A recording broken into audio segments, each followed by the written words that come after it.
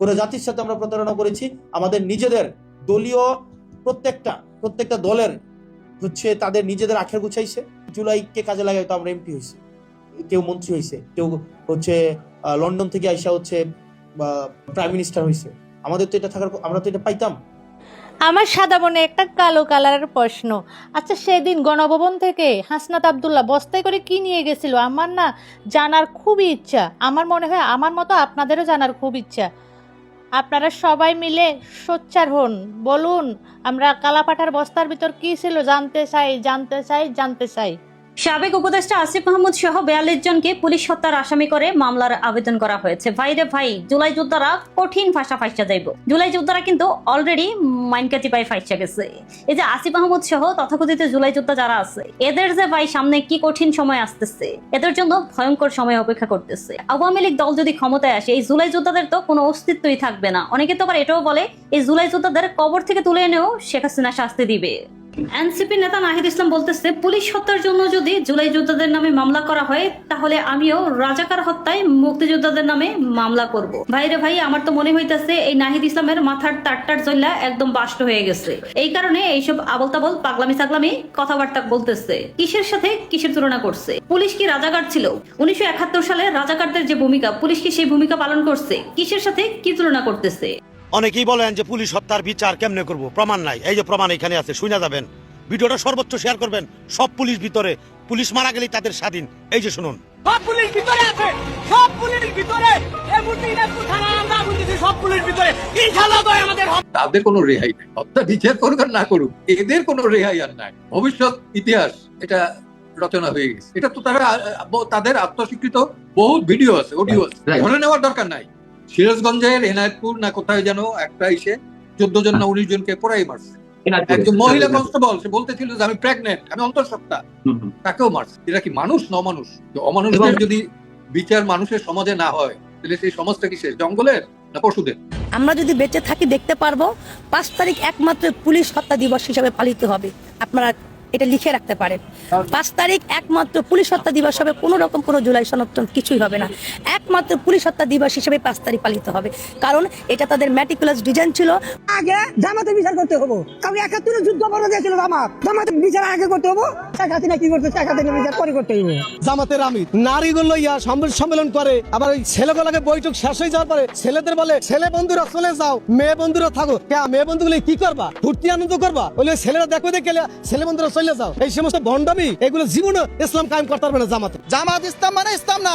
ইসলাম নামটা বাদ দিলে ভালো হতো। এরা সম্পূর্ণ দাজ্জালের দল। এরা পুরো দেশে হাজার হাজার 5ই আগস্টের পরে হাজার হাজার আলেম ওলামাদেরকে, ইমাম মুয়াজ্জিনদেরকে বেইজ্জতি করছে, চাকরিচ্যুত করছে। হাজার হাজার মাজার, আল্লাহর ওলিদের খানকাকে এরা ভাঙচুর করছে। এরা এ দেশের স্বাধীনতা বিরোধী। এরা হিন্দু মুসলমানদের মাঝে দাঙ্গা বাজাইতে চায়, যেভাবে পাকিস্তান করেছিল। 26শে মার্চ স্বাধীনতা দিবস আমি শুক্রবারে মসজিদে বয়ান করেছি যে পাকিস্তানি হানাদার বাহিনী আমাদের দেশের 30 লক্ষ মানুষকে নির্মমভাবে শহীদ করেছে, 2 লক্ষের অধিক মা বোনদেরকে নির্যাতন করেছে। এই তথ্য আমি বলার পরে আমার মসজিদের কিছু মুসল্লি তারা আমার উপর ক্ষিপ্ত হয়। আমার এক যুবক মুসল্লি সে বলে উঠলো, হুজুর স্বাধীনতা যুদ্ধে মাত্র 3200 মানুষ মারা গেছে। এইভাবে ইতিহাস বিকৃতি করে যেসব সংবাদ মাধ্যম এবং যেসব সংবাদকর্মীরা মানুষের এবং যুবক যারা তাদের মনকে এরকম বিকৃতি করতেছে পাকিস্তানি পন্থীরা, এই পাকিস্তানি পন্থীদেরকে যদি মাথাচাড়া দেওয়া হয়, এখন এই রাজাকার আল বদর আল শামস যারা আমাদের মা বোনদেরকে রেপ করেছিল, নির্যাতন করেছিল, আজ তাদেরকে মাঠে ওঠার সুযোগ দেওয়ার কারণে আমার বাড়ি হারা। আমি পিরিজপুরে থাকতে পারি না, আমি শরীয়তপুরে থাকি। সেইখানে 2 দিন আগে আওয়ামী লীগ বিএনপি মারামারি লাগছে। আসলে একজন আওয়ামী লীগের না, একজনও বিএনপির না, দুইটা গ্রুপ চাইছে, রাজাকারের দল, জামাত ইসলামের দল। আওয়ামী লীগ সাজছে আর বিএনপি সাজছে এই রাজাকারের দল। সাইজা মারামারি লাগে নিউজ প্রতিবেদন সাজাইছে আওয়ামী লীগ বিএনপির মারামারি। আওয়ামী লীগে হামলা করতেছে বিএনপির উপরে। এইভাবে স্বাধীনতার পক্ষের শক্তি দুইটা, আওয়ামী লীগও স্বাধীনতার পক্ষের দল, বিএনপিও স্বাধীনতার পক্ষের দল। কিন্তু এদের মাঝে অনুপ্রবেশ ঘটাইছে পাকিস্তানি 71-এর পরাজিত শক্তি। তারা এই আওয়ামী লীগের ভিতরে অনুপ্রবেশ ঘটছে, বিএনপির ভিতরে অনুপ্রবেশ ঘটাইয়া নাটকের মতো সাজিয়ে, যাতে স্বাধীনতার পক্ষের শক্তি আওয়ামী লীগের অধিকাংশ মানুষই নিরীহ ভোটার যারা বিএনপি কে ভোটে জয়যুক্ত করেছে। আমি যে শরীয়তপুরে থাকি, 3টা আসনে বিএনপি জয় হয়েছে আওয়ামী লীগের ভোটে। এখন এই নব্য ফ্যাসিস্ট সুদখোর এই দেশ থেকে বিদায় নিছে, কিন্তু এই ফ্যাসিস্টের সবকিছু রেখে গেছে। মব রাজা ডক্টর ইউনূস এই দেশ থেকে বিদায় নেয় নাই, সে আবার নতুন করে 111-এর মতো বিএনপি কে এবং আওয়ামী লীগকে ধ্বংস করার নতুন পায়ে তারা চলছে। এই জন্য আমি সাংবাদিক ভাইরা আপনারা হলেন জাতির বিবেককে জাগ্রত করেন, আপনাদের দ্বারা মানুষ অনুপ্রাণিত হয়। এখন শেখ হাসিনার বহু দোষ হয়ে গেছে, কিন্তু কেউ জানে না যে শেখ হাসিনা যদি ঘরে ঘরে বিদ্যুৎ না দিত আপনারা 3-4 ফসল কোনোদিন উৎপাদন করতে পারতেন না, কোনোদিন হতো না। শেখ হাসিনার অবদান তো শুধুমাত্র বিদ্যুৎ দিয়ে খালি ঘরের বাতি আর ফ্যান চালাইছেন এটা নয়। শেখ হাসিনা বিদ্যুৎ দিয়েছে বলে, ডিপটিউবওয়েল হয়েছে বলে, সাবমার্সিবল হয়েছে বলে মাঠে যে পরিমাণ বাম্পার ফলন হয় আপনারা সেদিকে তো কেউ খেয়াল করেন না, সেটা সবাই ভুলে যান। আপনারা সেদিকে কারো লক্ষ্য নাই, দৃষ্টি নাই, এগুলো লক্ষ্য করতে। যে জামাত সর্বকালের একটা নিষিদ্ধ দল, সে কিভাবে করে আজকে সংসদে চলে গেল, এবং এনসিপি তারা যদি এই দেশেরই ও সন্তান হতো, আমার তো মানে আশ্চর্য হয় কিভাবে তারা এই দেশের সন্তান, এই দেশের সন্তান হলে মুক্তিযুদ্ধের বিপক্ষের শক্তিকে তারা কিভাবে করে নিয়ে সংসদে ঢুকে এবং সেখানে বসার স্পর্ধা তারা করে কিভাবে। জয় বাংলা স্লোগান দেয়ায় তরুণীকে গ্রেফতারের ঘটনায় সমালোচনা করেছেন বাংলাদেশ মুসলিম লীগের সভাপতি মহসিন রশিদ। ফেসবুক স্ট্যাটাসে তিনি বলেন, জয় বাংলাকে অপরাধ গণ্য করা হলে আমাদের পাকিস্তান জিন্দাবাদে ফিরে যাওয়া উচিত। মহসিন রশিদ বলেন, জয় বাংলা স্লোগান দেওয়ার জন্য পুলিশ কিভাবে একজন তরুণী ও শিশুদের গ্রেফতার করতে পারে তা বুঝতে পারেন না তিনি। অন্যরা হত্যা মামলায় জামিন পায় আর আমি 323 ধারায়, যেটার হাইয়েস্ট পানিশমেন্টের চেয়ে বেশি আমার খাটা হয়ে গেছে। দোয়া করি তোমরা যে জায়গায় আছো বাংলাদেশ আওয়ামী লীগকে পুনর্বাসন করা লাগে, যদি আমার কোনো আন্দোলন সংগ্রামে অংশগ্রহণ করা লাগে, এজন্য আমি 24 ঘন্টায় প্রস্তুত আছি। কারণ আওয়ামী লীগ সরকার যা করে দিয়ে গেছে 100 বছরে কেউ করতে পারবে না। এই যে মেট্রো রেলটা, এটা কিরা বানাইছে? আওয়ামী লীগ সরকার বানাইছে। দেশে যে উন্নয়ন করে গেছে, আজ দেশে যে হাহাকার, আর এগুলোর লেগে আমি বর্তমান সরকারের দোষ দেবো না, এগুলোর লেগে ডক্টর ইউনূস দায়ী। কারণ এগুলো দেশের সার্বভৌমত্ব নষ্ট করে দিয়ে গেছে। একজন জাতীয় সুদ করে কেন এই দেশে আসলো?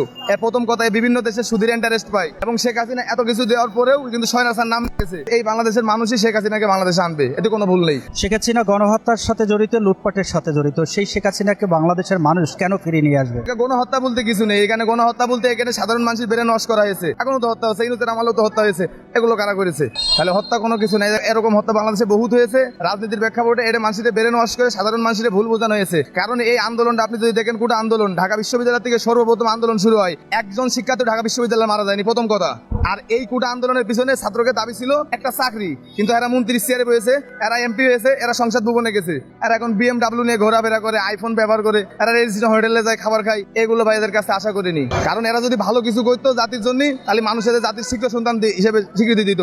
আমাকে রেজাকার বলার আগে আপনি খালেদা জিয়ার ইতিহাসটা একটু জানবেন। এই বেগম খালেদা জিয়া জামাত ইসলামের নেতাদেরকে মন্ত্রিত্ব পদ দিয়েছেন, তাদের গাড়িতে জাতীয় পতাকা তুলে দিয়েছেন। এই খালেদা জিয়া প্রধানমন্ত্রী, তিনি জামাত ইসলামের বড় বড় নেতাদেরকে নিয়ে গোল টেবিলে বৈঠক করতেন। সাহস করে তো খালেদা জিয়াকে রেজাকার বলতে পারেন না। আমার নরম পাইছেন, আমি হকারি করি, এর লেগে রেজাকার বলেন আমারে? আরে ভাই, রেজাকার বললে ওখানে বলেন, আমারে বলেন কেন রেজাকার? আপনি তাদের রেজাকার বলেন, আমাকে রেজাকার বলেন কেন? ভাই, আমি তো আপনাদের উপরে জিদ করতেছি। এখন জামাত ক্ষমতা আসতে আমি কেন বলতেছি? কারণ আপনারা জামাতের সাথে জোট করেন, জামাতের সাথে খানা খান, জামাতের সাথে ইফতার করেন, আবার কিছু সময় পরে জামাতকে আবার রেজাকার করে। এটা তো আইওয়াস। জামাত ইসলামকে রেজাকার বলার উদ্দেশ্য হচ্ছে জনগণকে ধোঁকা দিয়ে বোকা বানানোর ফায়দারা, সুবিধাবাদী দালালরা। জামাত ইসলাম যারা করে তাদের নেতাদের ফাঁসি দিয়েছে, অনেকের ফাঁসি হয়ে গেছে। যদিও দেলোয়ার হোসেন সাইদি সাহেবকে আমি ভালোবাসি, অন্যান্য নেতাদের সম্বন্ধে আমি কিছু বলবো না, সেটা সবাই জানেন, দেখেন, বুঝেন। আমি আসলে ওই বিষয় নিয়ে কথা বলবো না, যেহেতু ওনারা অনেকে আলেম ওলামা, মুখে দাড়ি ছিল, টুপি ছিল, আমি সম্মান করি মুসলমান হিসাবে, কিন্তু ওনারা তো পাকিস্তানের পক্ষে ছিলেন, সেটা সবাই জানে, আমিও জানি, আপনিও জানেন, এই দেশের প্রত্যেকটা মানুষ জানে। কিন্তু আমার প্রশ্ন হচ্ছে, আমার দেশের যে বড় বড় রাজনীতিবিদ নেতা নেত্রীরা,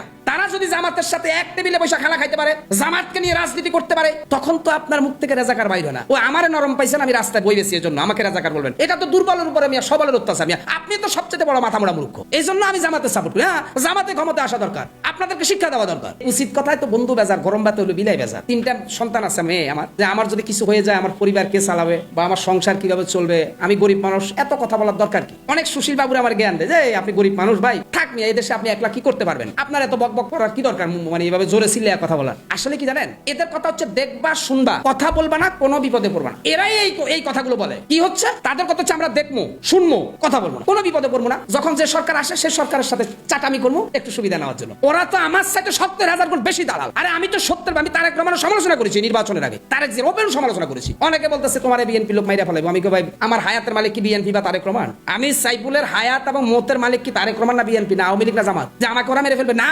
যদি তারা আমার উপরে পিছন থেকে আক্রমণ করে, তাহলে তারা কাপুরুষের মতো, সামনের থেকে আক্রমণ আক্রমণ করবে, মানুষ ভিডিও করবে, সারা বাংলাদেশ দেখবে যে হকার সাইফুলকে হত্যা করা হয়েছে রাজপথে। কেন? সে সব সময় সত্যের পক্ষে কথা বলেছে। আমার এর চাইতে বড় সৌভাগ্য আর হতে পারে কিনা? এইরকম মৃত্যু আমি চাই।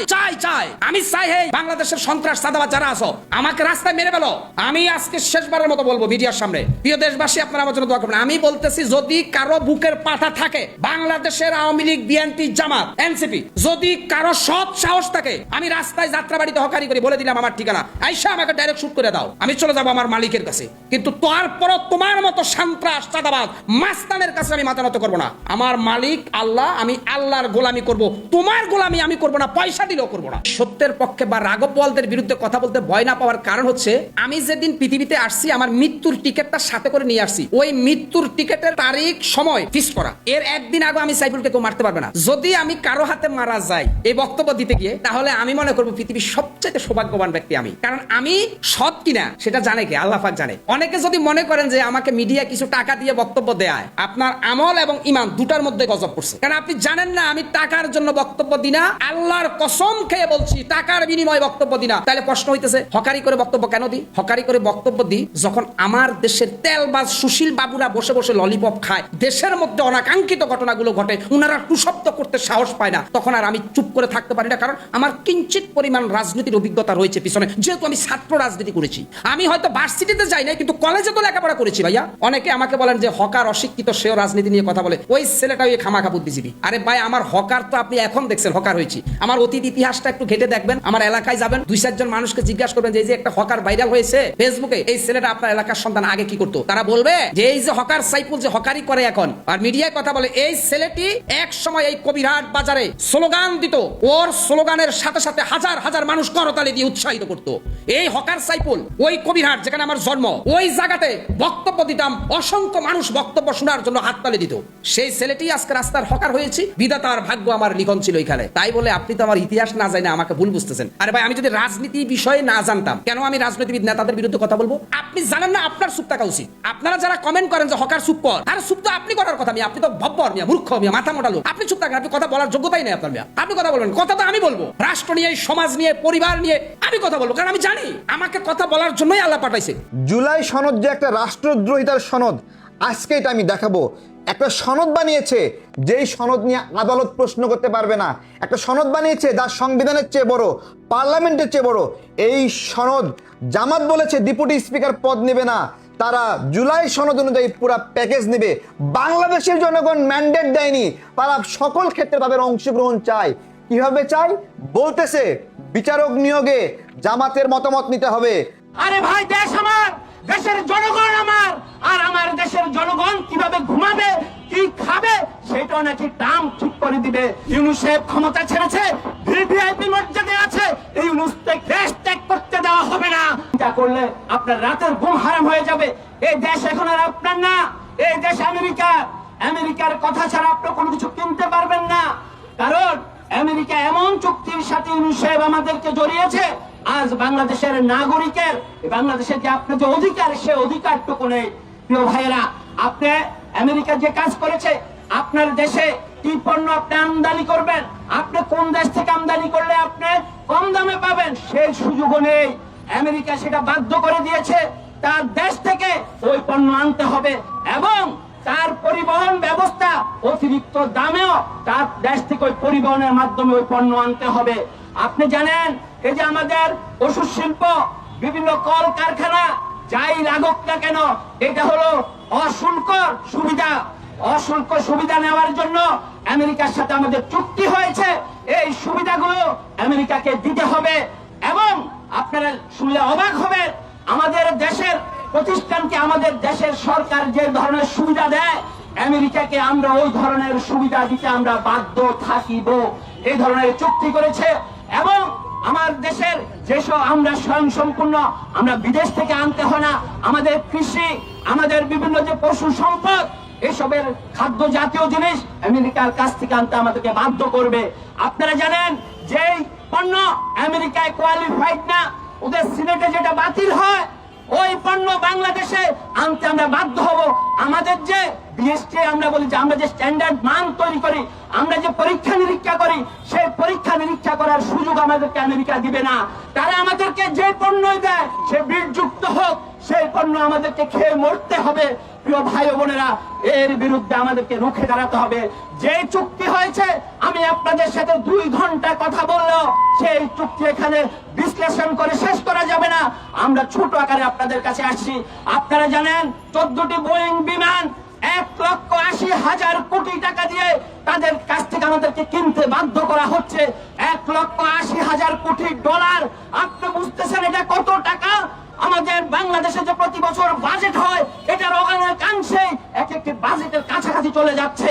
তাই প্রিয় ভাইওরা, আমাদের যে প্রত্যেক যে বাজেট, প্রতি বছরের উন্নয়ন যে বাজেট, আমরা সেটা এখানে করতে পারি, কিন্তু আমেরিকা আমাদেরকে বাধ্য করছে যে পণ্য আমাদের দরকার নাই। আবার তারা আমাদেরকে বাধ্য করছে আমার দেশের শিল্প কলকারখানাকে আমরা যে ধরনের সুবিধা দেয়, ভর্তুকি দেয়, সেটা নাকি আমরা দিতে পারবো না।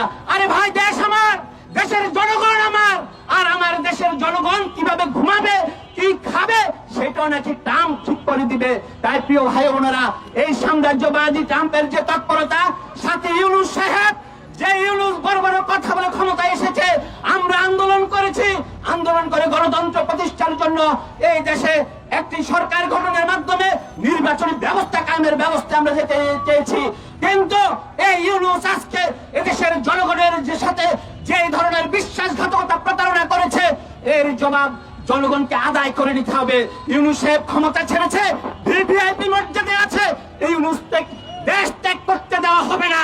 বাংলাদেশের জনগণ ইউনূসকে বাংলার মাটিতে বেঁধে রাখতে হবে, না হলে এদেশের জনগণের মুক্তি মিলবে না। তাই প্রিয় ভাই বোনেরা, আসুন আমার দেশকে রক্ষা